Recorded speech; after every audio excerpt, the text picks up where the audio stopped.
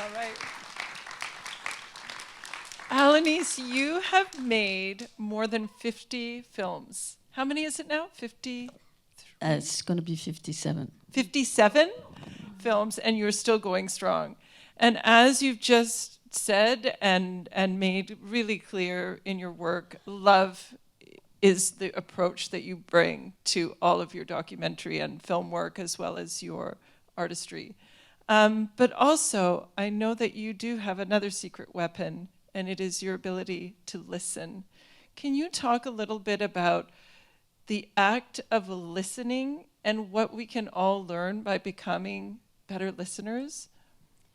Especially if you're a filmmaker or if you want to be, but in everything, and even for adults who often will tell their children, don't go there, don't do this, don't talk like that. I don't like the way you look. Go change your clothes. Try to just listen to your children. They have power and they have something to say, and you will learn something that and you will be different. Children are so incredible. The way they talk, and if you listen to them, I'm just thinking for the everyday life in family. But in terms of filmmaking, for me, I think it's because of where I come from that I work the way I do. I realized that as time went on. Because I was raised in a community in Odanak, in the province of Quebec, from 6 months to, I don't know, I went to school in a town, so it must have been like 6, maybe. And we didn't have any electricity. We didn't have running water. We had a well. We had the main road was an earth road. Everything that happened there was all on that road.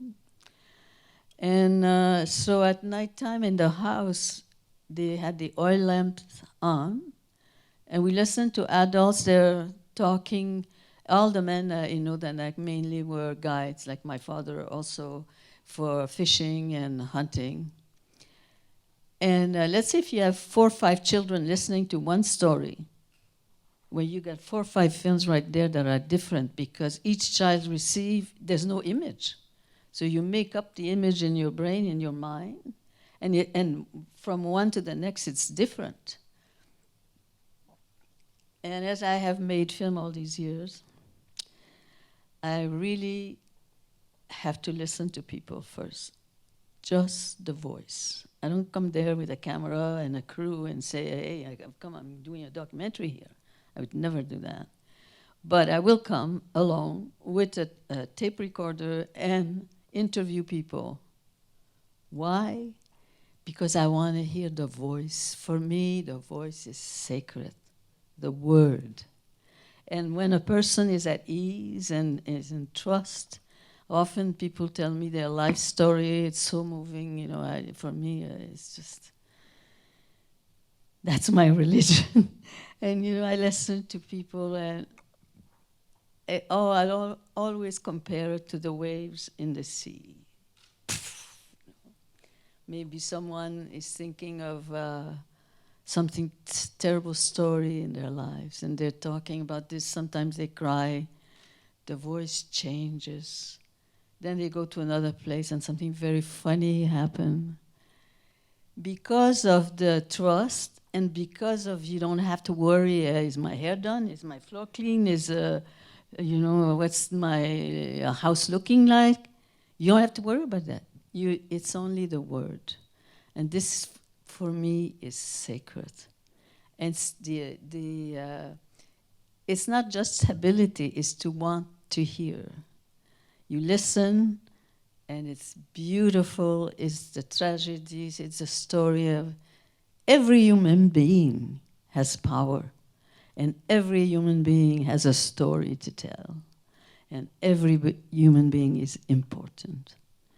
So if you hear from someone, you become so enriched. If I'm talking about filmmaking now, but it can be for anything. You understand better. It's the best schooling you can get. And often, like one time I was at one of the university and I was giving a course for 13 weeks, and I insist with my students that they had to make a very short film with a relation, either the mother, the father, or a sister, and everybody was looking at me with eyes like this. Nobody wanted to do that. And finally, I obliged them. And do you look at the end when all these short films came out, it was so moving. I remember there's one guy, he says, oh my God, I can say it because he said it publicly.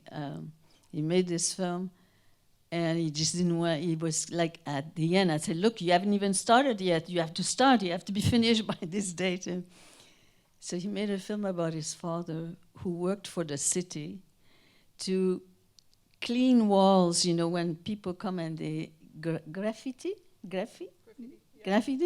and they make paintings or they write things to make sure that this is covered.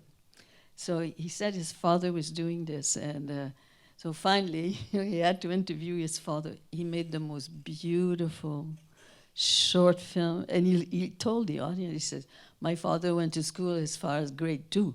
So he said, I didn't think my father knew anything, and he discovered how great his father was, and his father was so beautiful, and he was saying, oh, I felt terrible to paint over this person who did this thing, his beautiful painting, and it was wonderful.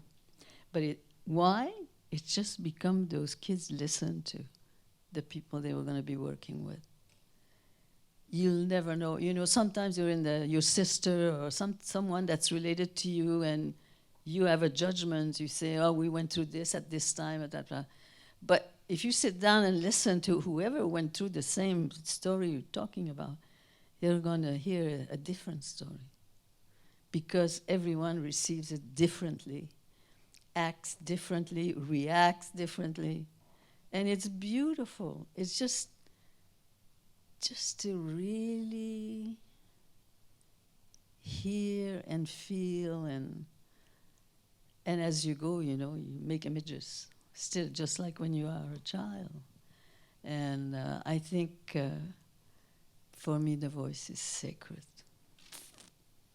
I could make a good film about everyone in here. It's so indigenous as well, that approach. You know, we talk at the Indigenous Green Office about narrative sovereignty, indigenous controlled, indigenous stories told by indigenous people, but you have really led the way and embodied that spirit of indigenous filmmaking, which comes from that place of love, which comes from that place of lifting people up through your listening. We have a question here. Yes.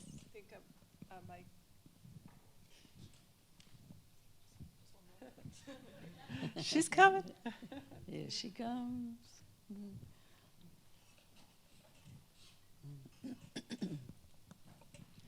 Alanis, I'm a settler. By far, the vast majority of teachers I've had for Truth and Reconciliation have been women. I viewed them as storytellers and warriors. Could you comment on that, please? At the reconciliation, you mean, or the women? The role of women in Truth and Reconciliation. Yes. I think if we go back to our own self, our own rules, or our own way of looking at life, my shock as I grew older, and the school was a terrible experience. Whenever something went wrong, I knew it was because I was a savage. But then when I had to realize the fact that I was a woman was a problem, that was an extra one. I didn't know what that. And look at the way our people think in all our nations in general.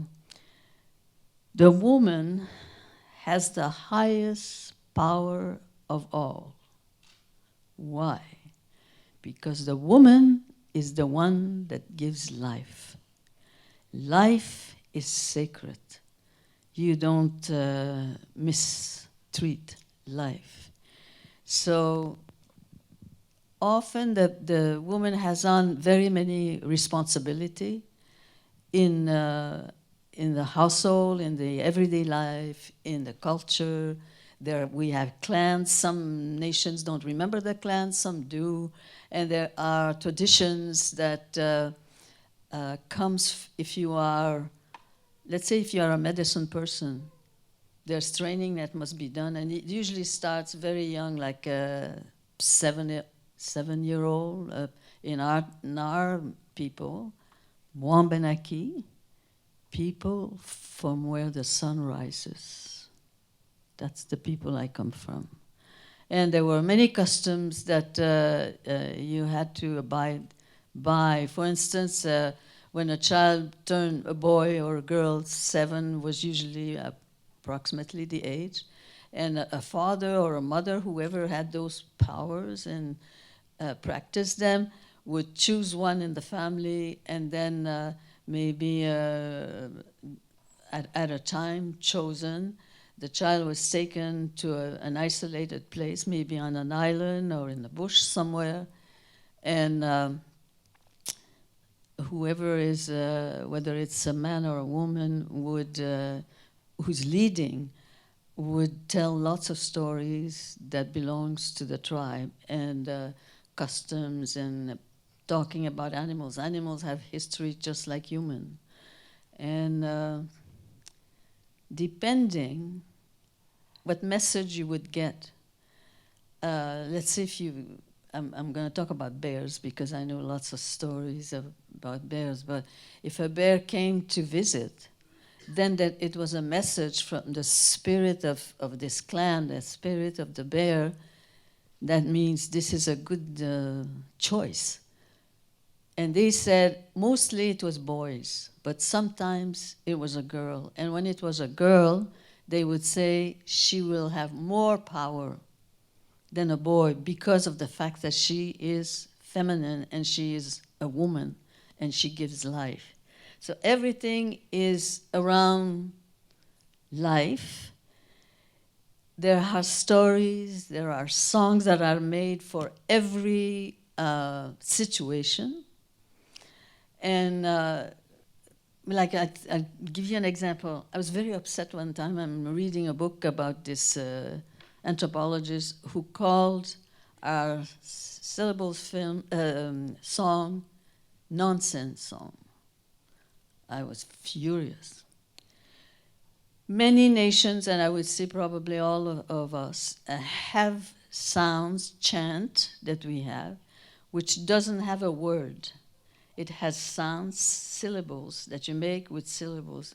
And I find that it's so extraordinary. Because let's say, I'll give you an example. They decide to go to war, maybe one nation against another nation. It's before other people came here. There were all kinds of rules that if, let's say if you went to hunt someplace or you went to the bush and you would meet a group that is your enemy, you're going to go to war. They would say at a certain moon, we're going to meet and we're going to fight then. You were not allowed to fight before or after. It was, you had to wait for that time, for that moon. And then if you took it on your saying, it's enemy, I'm going to kill him, or I'm going to... If you did that, then you would be killed by your own people after, because you were not allowed to make a decision like that, to take on the law and saying, I'm going to kill you because for all kinds of reasons. So people would prepare for war. So if you follow the rule, maybe, let's say at a certain hour, a certain moon, we're all meeting on this place and we're going to fight. You would start singing. And there was many chants that we have in all the different nations which don't have a word. It doesn't say, I'm going to go to war because of the... No, it sounds. And if you were to, like me, I like taping people. If I was to tape when they start to sing, let's say at 2 o'clock, they repeat the same chant, maybe for an hour. If I was to tape this the whole hour, then you go back and you listen to it. It's the same sound, you have maybe 500 people singing together. What it sounds like the first time and what it sounds like an hour later is different, although it's the same sound. Why? Because we have the freedom at this moment when I'm singing this. The song doesn't tell me what to think about. It doesn't have words. You know that it's a song or a chant for war, and you have the freedom. Maybe last time we did this, I lost my son, or I lost my husband, or a child, and you are so deep into what that means, war, and what this sound leaves you to be totally free. It becomes your own war song. And this is what, it's the same thing like when you do an interview at first and you tell a story and your voice changes. It's the same thing. And it's so beautiful and it's so moving. So I was insulted when I heard that an anthropologist was calling this nonsense song. It's not nonsense. It doesn't have words, and it's not nonsense. It has your whole life. It has a story. It has a feeling. I have to stop because I'm going to start screaming. I think the question within a question was, are you a warrior, Alanis? And I think you also answered that with a resounding yes. And there was another question up here, yeah.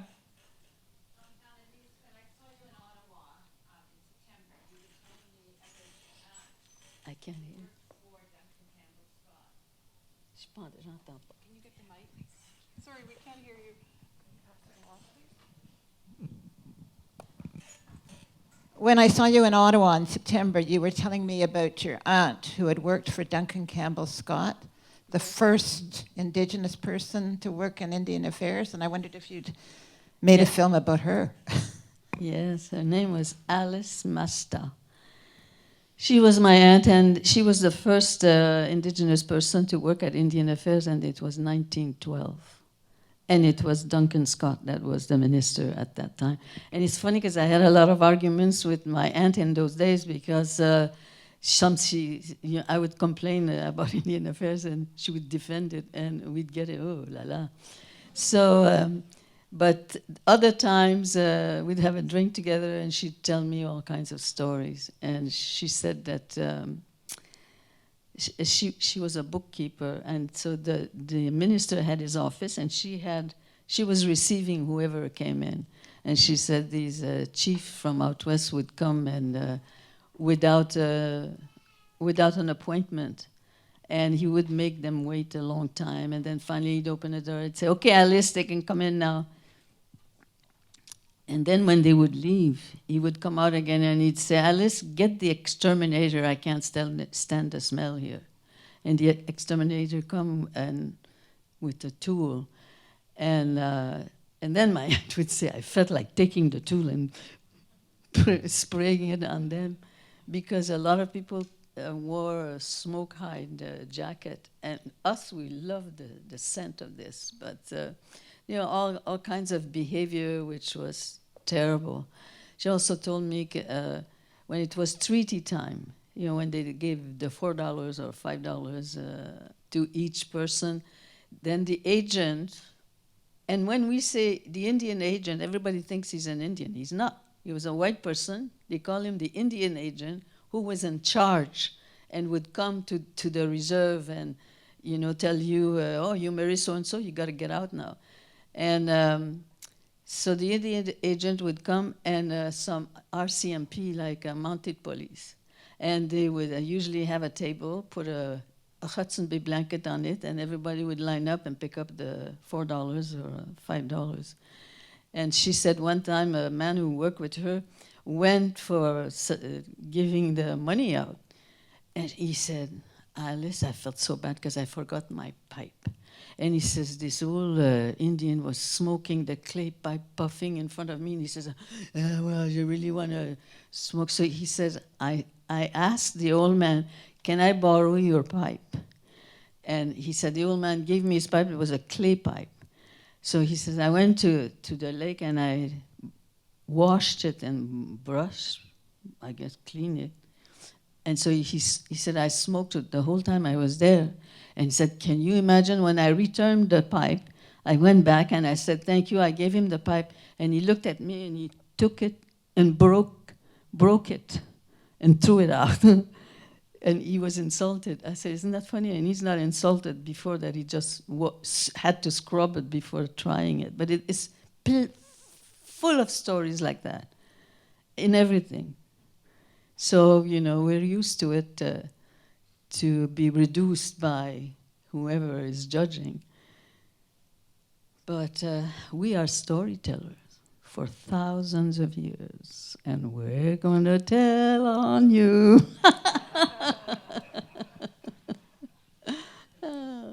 So nice that you came. Thank you. Is it? Oh, yeah.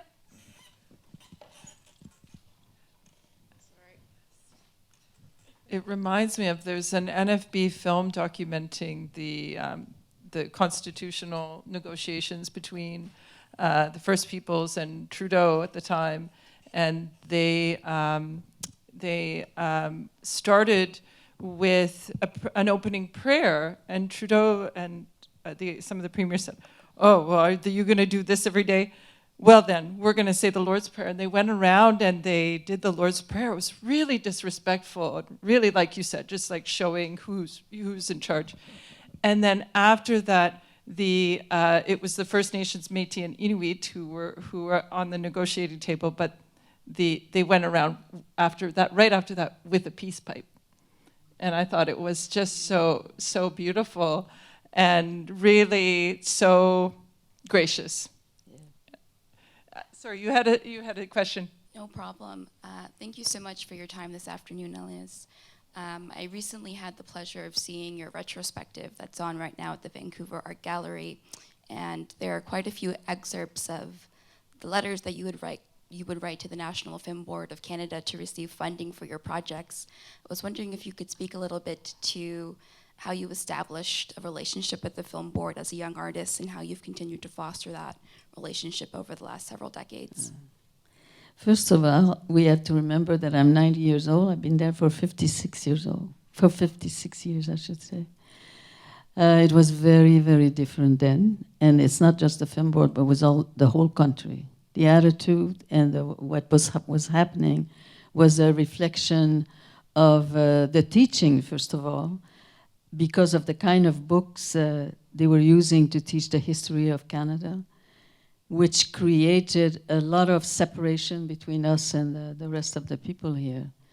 And so when I first came at the film board, they invited me because I had done a campaign to build a swimming pool in my community because our children were not welcome next door. And somebody, Ron Kelly, made a film about this campaign that I was doing. And it appeared on a primetime CBC program called Telescope. And it's from there.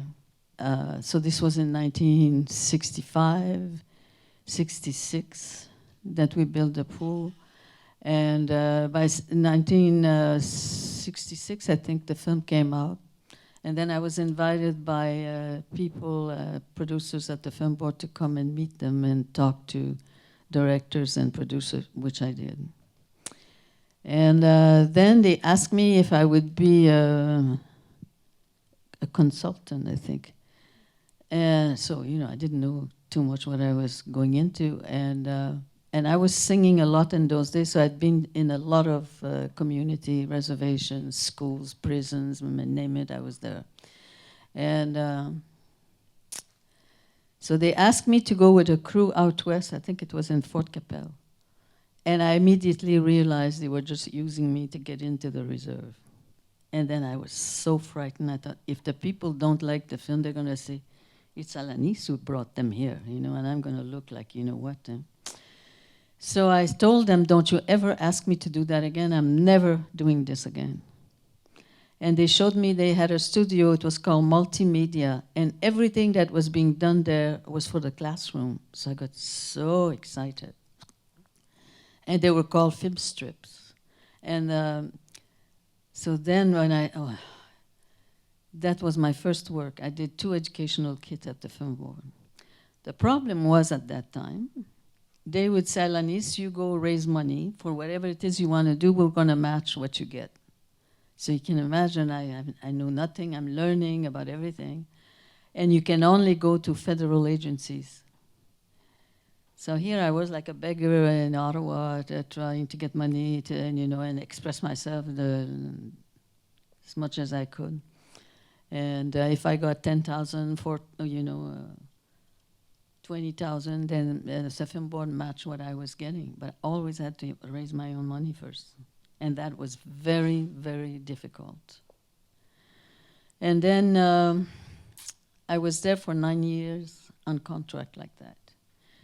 So what I want to say here, I personally adore the film board for the reason that it's there and what the possibility, and it's the voice of this country.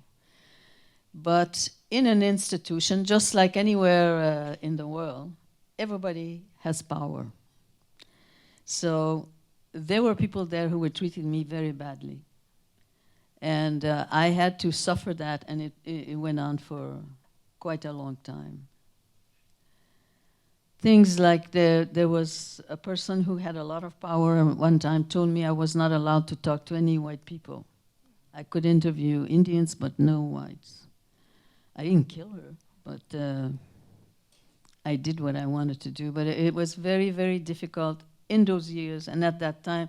And it was not just at the film board, that was the attitude in the country. So today I understand that, and the only thing I can say to myself, I have to think, if I had had a good life and no problems, maybe I would never have done all the work I've done. So I'm thankful with all that awful time, in a sense, that it forced me. I certainly didn't want no other of our children to pass by what I did. So I had to do everything I could to make a change, influence a change. I still do it. And I know that everything is possible. And the differences between then and now, I don't have to fight like that. But I still fight for the rights of our people and children in particular. And it was very hard for a long time, but I believed so much, like if our children can be treated better, I'll do anything. And also, if those other children hear other stories, they're going to love us instead of hating us. And guess what? I won. You did. That was a great question and a great segue. Oh, wow, we've got a few hands popping up. Okay, so I won't ask my last question. Here and here. Yeah, you. The mic's coming. I was wondering if you could speak perhaps a bit about sort of the role that Christianity plays in your life and your work. Sort of, it was a moment in the first film that struck me, and I was wondering if you could just, Christianity? Mm-hmm. Christianity was controlling us like nobody's business. And so much so, like, I can make fun of everything, but I'll just give you a little example of how you survive everything. The religion, in our case, first it was the Catholic religion, and they were very controlling. I heard all my young life that my language was Satan's language. In those days, our people, even at the reserve level, we had a school. I never went there as a student, but my cousins did. And if they spoke Abenaki, they got strapped or they got punished for it. But look where we are now. They're learning the language. There is encouragement for our people to learn their language, to teach the culture. There is money there for this. This is why when I say I think it's incredible, because I see the difference. I know that a lot of people, they just complain all the time, but they haven't been where I've been. And it's so hopeful. It's more than hopeful. And the religion, like I'll give you an example of when I made this film, Christmas at Moose Factory. It was with the children of James Bay in Moose Factory, and I was living with them in Horton Hall, the place where they slept, and played with the kids. And I had worked with the Crees out west in the prairie. You know, we have a joke, we say, wherever there's a tree, there's a Cree behind the tree. The Crees are everywhere, whether it's north, south, c'est vrai. Doesn't matter, they're everywhere. But they have different ways of speaking the language. Comment on dit ça? There's a word for it. You don't use certain syllabics, so your tongue is different. And so you know, when you speak Cree, say, oh, well, I know where it comes from. Comes from this place, you know. So out west, I was touring. I did a lot of residential school singing and all kinds of school. And one time I did for 1 month with a busload. There was 11 of us. And we went around to a lot of, they had overbooked us and a lot to the school. And we taught each other things, ourselves, intimate stuff. And somebody taught me this song. And every time they sang it and I sang it, they're laughing. And I'll tell you what the song means. In our language, like Algonquin languages, there's many languages. It's like I'm a Wabanaki woman, it's part of the Algonquin, so are the Cree, so are the Maliseet, so are the Mi'kmaq. And so you cannot understand everything they talk about, but you understand because often this word is almost the same. And so in this, it's about Nokum. Nokum means grandmother. In many, sometimes it's Kokum, Nokum. And it's about this young boy, he says, oh, I was so cold.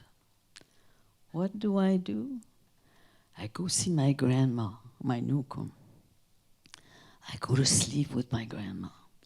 I put my head on her breast. Oh, so nice and warm. I fall asleep. And there's sounds in between. So every time they would sing, they laugh and laugh. Me, now I knew the song. I was singing this, so I'm making everybody laugh. Then, years after, I'm in Moose Factory. It's Cree, but different syllabics. So I taught the children this song. This little girl said, oh, but this is not a hymn. I won't be able to sing this in the... I said, who says it's not a hymn? It's a hymn. She said, it's a hymn? I said, yes, it's a hymn. And you know, I think 20 years later, maybe 30, somebody phones me from Moose Factory. They said, you know that song you taught us at the school? I said, yeah. Well, we appropriated it. It's our song now. All kinds of stuff like that. Because the church, the power, they learned our language and they put the words that are saints' word, or you know, and that's what you're supposed to be singing. So they didn't like us to hear our traditional sounds and and songs that people made up. And this is just an example of how we defend ourselves. We got to have a sense of humor. Yeah. Well, it was very funny because I can still remember this. Like, yeah, but that's not a hymn. I said, who says it's not a hymn? Bad influence.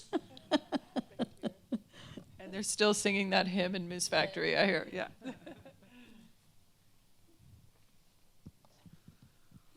Bonjour, Alanis, Chimiigwech, for everything that you've shared just over your lifetime. I just feel so honored to just sit here and to share with you, to hear you. And so I'm Anishinaabe, and my dad's Oneida. And I'm a professor now at Toronto Metropolitan University. We changed the name from Ryerson. And I use your films all the time in my classes because I teach Canadians about our people. And so they're just so valuable. So I just want to say Chimiigwech for your work. And I wanted to ask if you have any, I guess, words of wisdom or encouragement or just words just generally about maybe the work that we have to do now as Indigenous people into the future. There's so many awesome Canadian folks that I teach, and but I find sometimes at events like these, it's speaking a lot to a settler audience, and I'm just wondering if you have words for the Anishinaabeg in the room. Well, I think, I don't think I know. It's so nice if you to tell the history and the language to other people who don't know this language. And I'm not prejudiced, but every time someone is talking in their language, when you translate, for me, I always find it's plain poetry. I'll give you an example. You know, I made a film, it's called Mother of Many Children. This was, the film came out probably in 1976, I think. But it was for the year of the woman, they said, in 1975. I remember somebody called me in Ottawa, and a group of Indigenous women who were working in different departments. And we had lunch together, and they said, Alanis, we want you to make a film about women. We don't have any film about our women. And it's going to be the year of the woman. And they went on, and I said, yeah. So I told you before how I had to raise money. Right? So they said, don't worry, in all the departments, they're going to have an amount of money to do projects on women. And I will make sure that you get money from, there was 5 women, 5 departments. So I'm thinking, gee, that's going to be new. 5 departments, whatever they give me, the film board's going to match. And I was very excited. I said, I will do it. So some were saying, oh, you should make a film about a woman who's done something extraordinary, a well-known woman. I said, oh, no, I don't want to do that. I said, if I embark in it, I want to do the beginning of life to the end through as many women as possible across the country. Oh, yeah. So then I go home, and time goes by, and 1975 is coming very soon. So I go back to all these departments, and every one of them said, oh, I'm so sorry, all the money's gone. So I thought to myself, I'm not doing these things, it's going to cost a fortune. Because I will want to travel to so many places with a crew, and I have to raise the money first. And I thought, bon débarras, I'm not doing this. So I went to sleep, and the next morning, I'm back in Montreal. I'm putting on my war paint, and I start talking to myself. Who the hell do you think you are? Just because it's going to be hard and you're not going to make this film, and I'm telling myself a lot of. So I get back on the bus. I didn't have a car. I went back to Ottawa, and I going from department to department. Nobody has money. I come to the Secretary of State and this man who was in charge, and I said, he says, Alanis, all the money is gone. He says, there's only $35,000 left. I said, $35,000? you give us this, and the film board's going to match it. And he said, okay. Imagine, just like that. Me, I'm begging around all over the place. And so he did. We got the $35,000. The film board put $35,000, and I started. And then again, it was hell on earth because it was very expensive. You know, a crew for 16 millimeter and going to the traveling and all that. So I had the toughest time to. I didn't go as many places as I wanted to, but I did go to a lot of places. And I made the film. And one time I'm out west on a reserve. I won't name the reserve. But I'm talking to the chief, and I want to have some women from there. And he said to me, is Jeanette Corbière going to be in the film? Jeanette Corbière was an Ojibwe woman who had married a white man, and she was going to lose her status. And the chief of the reserve at that time, of her reserve, helped her. And he told her to fight back. And so she got a lawyer, I forget his name, but who went to court, and they won the county court. They won that, they said that there was prejudice in the Indian Act by saying if a woman, an Indian woman married, or a native woman married outside, she lost her status. On the other hand, if a white woman married a native man, she became Indian. Can you imagine what it does that? So anyway, and now I'm in this community, and the chief said, "Is Jeanette Corbière going to be in the film?" I said yes. Well, he said, "Then I don't want any of our women to be in it, because she's a traitor." I said, "Well, she's going to be in the film." So I was now I'm crying, I'm so depressed because I think, this is so awful. So somebody says to me, "Come and see my old aunt. She lives, I don't want to name the places, but anyway, it was outside, you know. And this woman, she was in Treaty Number 6 when the treaty was signed. And then she married a Métis guy who didn't have a status. So they took her off, you know what I mean? They took her off the list. Her name was Marie Goudin. And so I went over, and I'm very depressed about the other reserve that I went to that, oh, listen, so it's summertime, and there's a screen door. And there was someone with me, this woman, Marcella Lightning, I think was her name. So we go bang, bang at the door. Here comes about 5 children, and they see me, and they go, "Oh!" and they run away. And I said, "Oh my God, you know, what have I got about?" And then another woman comes, and she said, "Oh, Alanis, we know you, we watch you." And the children were watching me on Sesame Street when I knocked on the door, and then they thought I was a ghost. It was very scary. How could I be on TV, and how could I be there at the same time? Oh, I never forgot it. So she says, "I'll go get my mother." And her mother was, I'm not sure if it was 108 or 107 years old. And she said, "Oh, whenever we see you with your big drum on TV," she says, my mother comes very close to the TV and she looks at you. So that was kind of a welcome thing, you know, different from the other place where I had just been. So she comes, and I tell her I'm making a film for our women, and I would very much like, could I talk to her? And I was explaining, I want to try to make the beginning of life to the end, but through as many stories, you know. And she said yes. And I said, "But, you know, when would you like me to come back?" And I forget, maybe she said 2-3 days later. And the daughter, who had her pension, you know, there's her mother, is 107 or 108.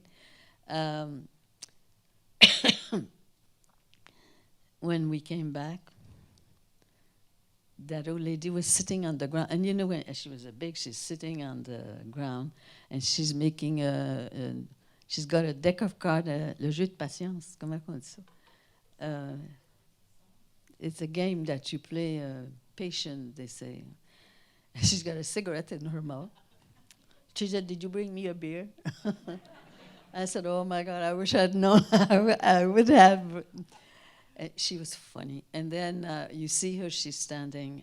I just wanted to tell you, I'm translating what she said in Cree at that time, or Ojibwe, I think it's in Cree. She says, "When I was very young, there was a lot of small animals everywhere. And we went around to hunt them."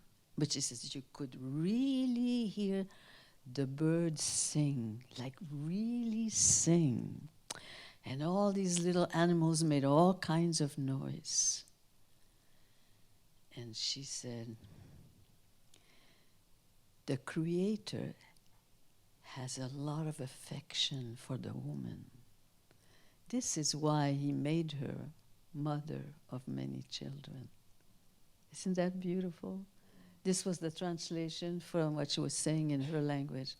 And she said, "And when the women speak, you're to hear her, really listen to her." It was just, But it's like that in everything. Every time somebody tells me something in their language and I ask for the translation, I sit there and I say, it's just plain poetry. It's so beautiful.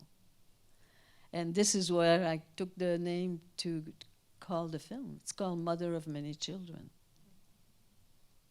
And it's full of stories like that. I could, you probably want to go home, but I could talk to you for hours. We could listen to your stories all day, but we are, in fact, out of time. But I did want to note that someone has mentioned your exhibition currently on at the Vancouver Art Gallery. And I wanted to let everyone know that Alanis is going to have an exhibit here in Toronto of her artwork. And that is going to be at Art Museum here at the University of Toronto. September 6th, is it opening? September 6th. So please look out for that and make sure you come and see Alanis's beautiful drawings and artwork. And Alanis, thank you. It has been such a pleasure and an honor to speak with you. Thank you.